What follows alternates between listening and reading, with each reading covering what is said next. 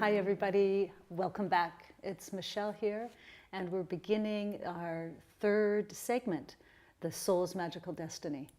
If you have been with us, thank you, welcome back. And just to recap for those who are just arriving, we began our first segment sharing about what is the root, what is the core of the esoteric philosophy. In the segment 2, we got into some more exciting big pieces of the Antakarana, the infusion of the soul into the personality. And now William's here to take us even further to explain the soul's magical destiny. What does it mean to be on the path? Well, that's a wonderful opening question. In a certain sense, that's the most important question for all of us, because if we're living a spiritual life, we have to understand, what does that really mean? Right. What does that really mean? And we could understand the path in this way. It begins by a recognition that there's something deeper than just our personality, and that's the discovery of the soul itself. And that soul is a higher part of one's identity. And when you start to wake up to that higher part of oneself, then you start to commit yourself. You start to feel like, you know, I sense this higher prompting inside me, and the more I sense it, the more I want to absorb myself into it and become more a life expression of it. Can you share with us the next part of what is our destiny? How can we claim it and move forward with this program? Every soul has a destiny. And every soul is, as you become more aligned with your soul, you will have a deeper and deeper sense of what that destiny is. But we can make some fundamental sort of broad statements of what that destiny is, and then every individual will have a more specific expression of it. But number one, realize that the soul itself is inherently creative and inherently committed to service. Every one of us, the soul wants to express itself through the personality. It wants to do it without the personality getting in the way, and by the way, that's where the challenge can be. And in so doing, it wants to uplift, it wants to create a sense of betterment in something beyond itself. That's service. That's the kind of the core principle behind destiny. Destiny always is having to do with attention and concern for the betterment of a larger whole. Right. Never is destiny about focusing on building your individualness, your own individuality. It's about decentralizing the life to focus on a sense of commitment to make the world a better place, and to adopt an attitude of a multi-generational view of how to move forward, because so much of the world today is short-sighted. It's thinking about immediate gratification and individual needs rather than the welfare of the larger whole. So always the soul's destiny will focus on that big thing. What is needed on behalf of the betterment of the whole? So William, there's so many calls of service, so many paths of service. How do we discern which is our path? Great question. And you know, there's a few variables involved in that. I'd say the most fundamental variable for all of us is that this philosophy has long taught that there are actually 7 types of human souls. And sometimes we call it the 7 ray types. And the type of soul you are, that defines the nature of the creative expression that the soul wants to bring out in the world, and also the broad context of where that service will be rendered. It's not possible in this video to go into a full discussion of each of those 7 types, but fortunately, in the modules that we have developed, we have a whole module on that. So, but I can at this point just highlight a couple examples. There are some soul types, like there's one soul type that's very focused on education. So that individual, that type of soul, we call it the second type of soul, second ray soul, that particular type of soul will really commit to serving humanity by bringing forth new ideas that have the power to shape future thought in the world. It has a lot to do with educational initiatives, and it has a lot to do also with the healing arts. So people who are along that line, their creative urge will most often shape itself around thinking about teaching, healing, helping professions, that sort of thing. So that's a broad area. Another example would be there's another soul type that is very much along the lines of science. So people who have that soul type really start to connect with that soul and really realize that service is something that is best suited for them along the lines of scientific inquiry, clarifying what is true from what is only seems to be true. So there's these broad categories. And by the way, it also means that science and education, for instance, are equally sacred. They're just different. That's one of the beauties of this philosophy. And so there are 7 broad categories, and again, we'll be talking about that in great detail in one of the modules that is part of this program. So that's one area that speaks to the nature of where to serve and how to serve. Right. Other areas have to do with your interests in terms of, often, a great master once said this: if you want to know the destiny of your soul, if you want to know the purpose of the soul, look to the trend of your thinking. Look to the trend of your thinking in your high moments when you're thinking about the world and what it needs, and what your mind always wants to go back to over and over and over again. Because in that trend of thought, there's a golden thread, and that's it, that golden thread. You know, it's taught in this philosophy that the causal body, which is the container of the soul itself, that the causal body is found on the higher mental plane deep inside. So it kind of makes sense that the soul would tend to create trends of lofty thought. So one question you could ask yourself is, what do I like to think about? And I'm not talking about day-to-day stuff. I'm talking about when I think about the world and its needs. Those things that matter. Those things that really matter. That's the trend to look at. And so the great mythologist Joseph Campbell made famous a phrase, you probably have heard it, the idea of follow your bliss. Right. Most of us have heard that term, follow your bliss. The esoteric philosophy would elaborate on that phase by saying it this way: follow the trend of thought that gives rise to bliss. Follow the trend of thought that gives rise to bliss. And right in there is another clue in terms of where is that destiny.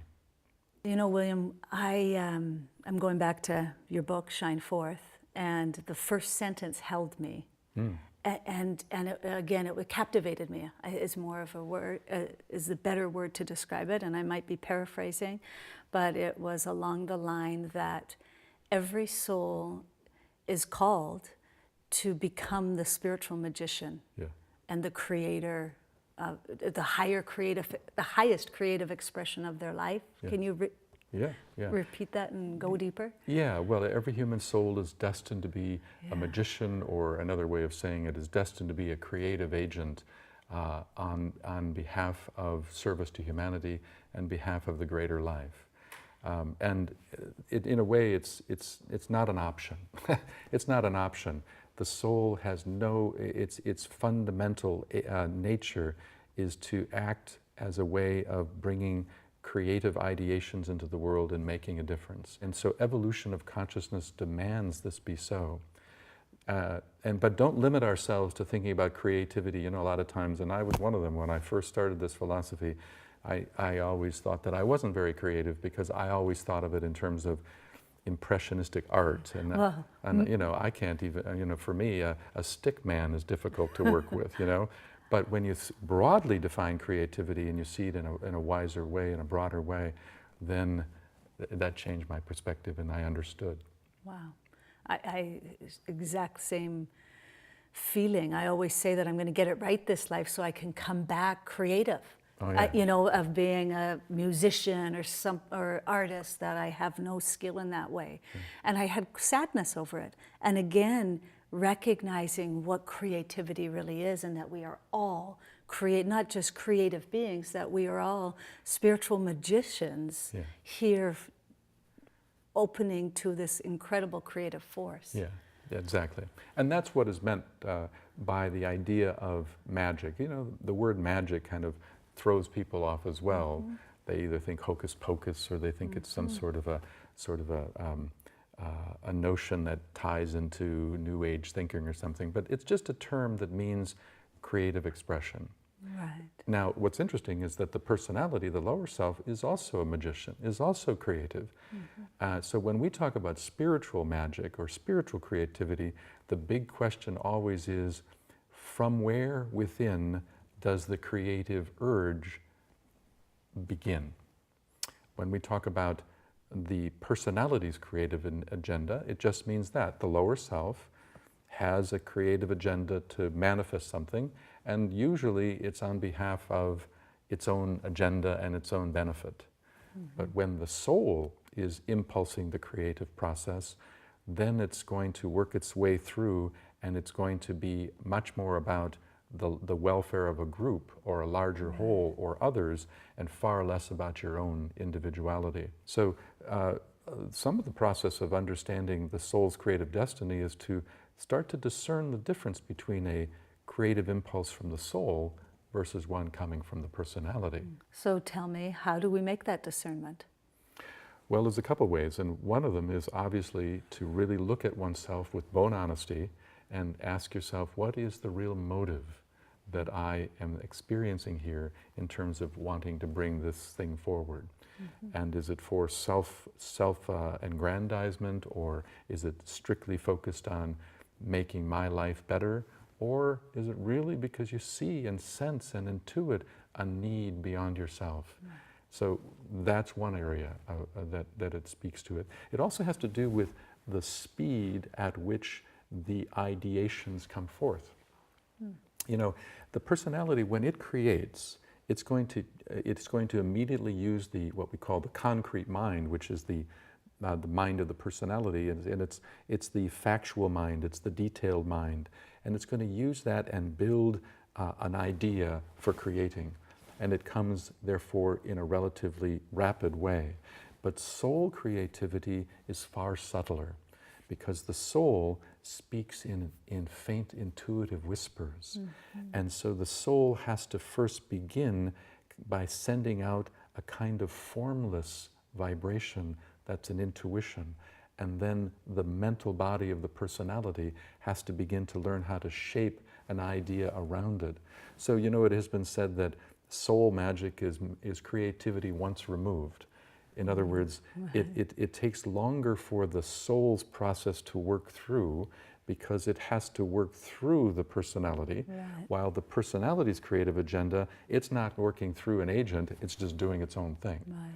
So as you say that, in this soul working through this formless piece to the mental body to define it, what are some of those tools to refine the mental body? Well, what happens is the soul, when it brings forth its intuitional gaze, you might say, into the mental body of the personality, and now we're presuming that the personality is receptive and willing to cooperate. But in a broad sense, realize that the soul, as it radiates its intuition into the mental body of the personality, there's a process by which the personality's mind begins to assemble a thought around it. But the assembly of that thought, the first recognitions of it, that the idea should be broad and abstract. And that it shouldn't have all the detail around it. It should be kind of big picture, broad pattern of thought. Because see, what happens when we talk about the soul's creative process, it's a process of going from formlessness and bringing something into dense, tangible form. So if that's the foundation of the process, then it sort of makes sense that if it's moving from formlessness to form, that the first recognitions of it as a thought should be comparatively abstract and broad. And then later in the creative process, and we talk about this in the module, it then takes on more texture, more detail, more specificity. I love what Kyle Gibran says in The Prophet. He says, and I'm paraphrasing this a bit, but he said, "Vague and nebulous is the beginning of all things, but not their end." And that's exactly the truth when it comes to magic, you know? I used to teach a lot of meditation groups, you know, and sometimes people would, they'd get in a circle and we'd talk about, we'd go through a meditation process, and people their personalities get pretty excited about this. And I've seen groups where the first thing that a person says when they come out of the group is, "What'd you get?" What'd you get?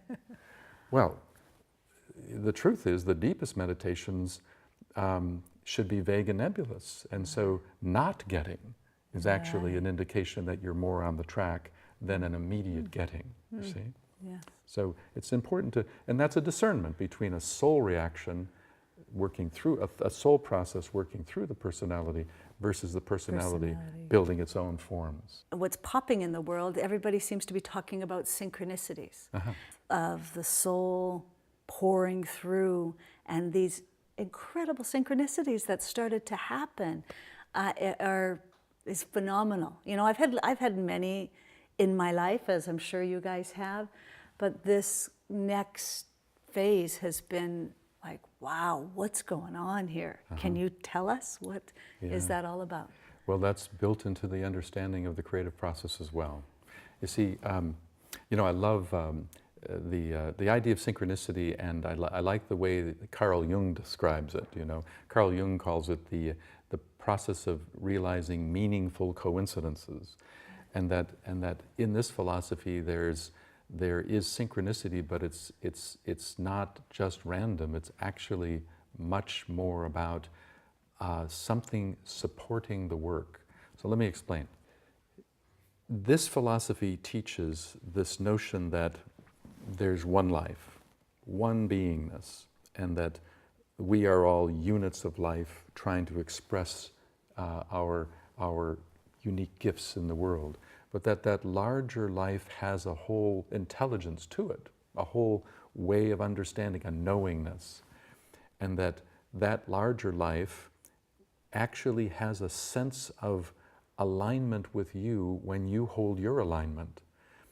And that when you hold your alignment and you feel the sense of the soul coming into you, and you feel a sense of purposeful direction, what happens is a whole category of intelligences, for lack of another word, we call it deva.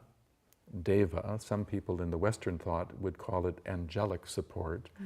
But the deva, there's many types of deva, many types of larger intelligences that exist. There's, in nature, we've been spending a lot of time in gardens lately, and there's a whole massive number of nature deva that provide the intelligence and the beauty that we see in the gardens. But there are many other kinds of deva, many other kinds of intelligences behind the scenes. And there's a category of deva called, well, I call them the circumstantial deva, the circumstantial deva. And what happens is, when you are really aligning with your soul's purpose and you are really moving forward with it and you're holding that alignment internally, that enlists, or I should say, invokes participation from these circumstantial deva. And they begin to shape circumstance in order to support the very thing that you're trying to do. It's as if, as you really align yourself with your soul's purpose and you're really moving forward correctly with it, it's as if the world begins to conspire to organize events that seem to the personality random, but aren't, and creates a pattern that makes it possible for you to be more successful. So one of the things that I always feel is an important creative notion connected to this is the idea that when you're really aligned with the soul and holding that alignment, what happens is this deva, the circumstance, begins to shape itself and it invites the next step. In other words, when you're really aligned with your higher calling, it's not about pushing something through. There's an element of intending to bring it forward, and you have to hold that. You have to. There's will, there's purpose, there's sense of focused kind of directiveness. But in tandem to that is that the larger container of circumstance that you're delivering something to it begins to shape itself into such a way that it invites you into it. So instead of seeing it as a push through, see it as an invitation to bring forward. But the thing is, the circumstantial deva never give you a sense of where it's going to end. It only gives you a sense of what the next step of unfoldment is. So you can only get a piece of it at a time. So one of the things to think about when we think about the soul's purpose is the fact that in the deepest sense, we aren't able to fully understand the soul's purpose as a destination. We can only understand the purpose as an unfolding process, and that's really important. You know, as you share that, the trust that that's involved in that, in all the intensity that moves forward, again, the relief of having a compass, having a path. You know, this program, I feel, offers this template to inspire and awaken the soul individually to remember, to take that step. And in that, as you're building so much, there's so much that comes up. Yeah. And to, you know, again, seeing us as this guide, as people step into the unknown, you know. It's trusting that the bridge will be there, you know. There's this idea of creativity, or magic is called co-creative magic.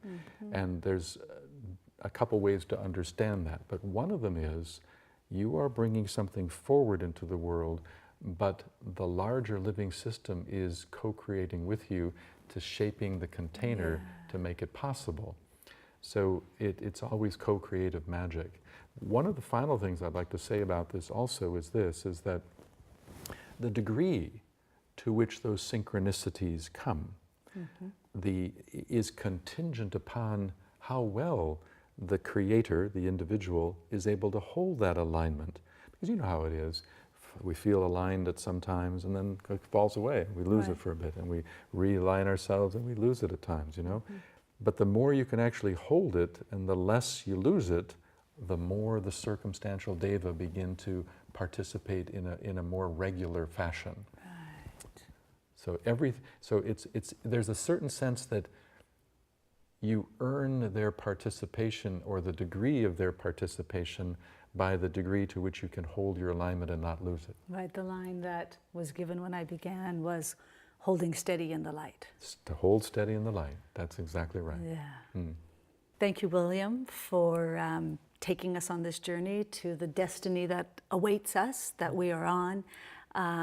Anything else you want to add before we sign off for now? Oh, yeah. Well, one point I'd like to share with everybody. When you're on the spiritual path, I realize, and I find in my own life, and everybody I've ever worked with, that there is a kind of, there's an uncertainty. There's a feeling of sailing into uncharted seas. And that's very much true with this. There is a kind of moving into an unknown realm, and sometimes the lower self can feel kind of frightened by that. But I always think about this quote that Shirley MacLaine made famous many years ago. It's the idea of stepping out onto a limb. And I like to remind people that that's an important principle to think about, that to really pursue the soul, there is a sense of stepping out onto the limb. But I like to remind people that it's out on the limb where the fruit of the tree is found. That's why we step out onto a limb. And I assure you, when you grab that fruit and taste it, there's no better fruit you've ever tasted. So I hope you can find the courage to take a little bit of a risk, and you'll see this is going to change your life. This is going to change your life in so many ways. You're going to feel more aligned with who you are and what you should do to make a difference in the world, and what you know you are called to do. And you're going to feel more joy and love in the process. So I invite you to join us in this exciting program we're offering you. Thank you for joining us on this last segment. Watch out for an email that's going to invite you to the program, give you all the details. You know, whether you take it or not, I hope that you got something from these segments. And please leave a comment below and let us know how you enjoyed them. I wish you well, and thank you.